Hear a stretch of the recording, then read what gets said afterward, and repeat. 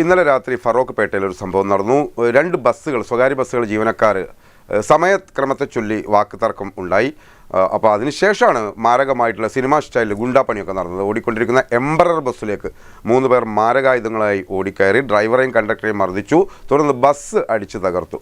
അപ്പോൾ അവർ 3 പേര് അപ്പോൾ ഇത് കണ്ടു നിൽക്കുന്ന ആളുകളൊക്കെ പരിഭ്രാന്തരായി, ബസ്സിലുള്ള യാത്രക്കാരൊക്കെ.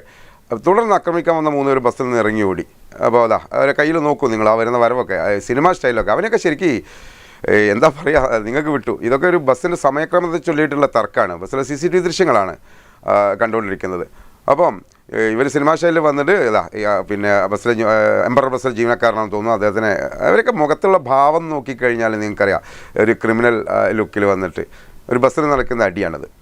അപ്പോൾ കയ്യിൽ വരുന്നതിൻ്റെ കയ്യിൽ ടൂൾസ്, അവരുടെ ഭാഷയിൽ പറഞ്ഞാൽ ടൂൾസൊക്കെയാണ് കേട്ടോ, അതിനാ ടൂൾസ് എന്നൊക്കെ പറയാം.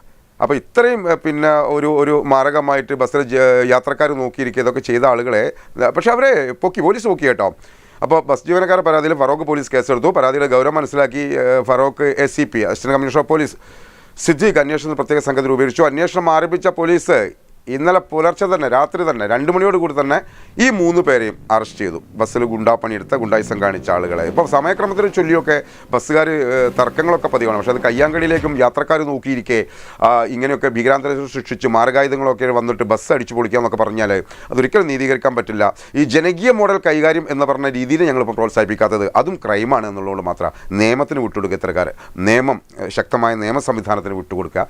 പോലീസ് ഈ വിഷയത്തിൽ കൃത്യമായി ഇടപെടും എന്ന് പ്രതീക്ഷിക്കുന്നു. ഇത്തരം ആളുകളെ പ്രോത്സാഹിപ്പിക്കില്ല, ഒരു മാതൃകാപരമായ ശിക്ഷ ഇത്തരക്കാർക്ക് വാങ്ങിക്കൊടുക്കും എന്നുകൂടി കോഴിക്കോട് ടീം പ്രതീക്ഷിക്കുന്നു.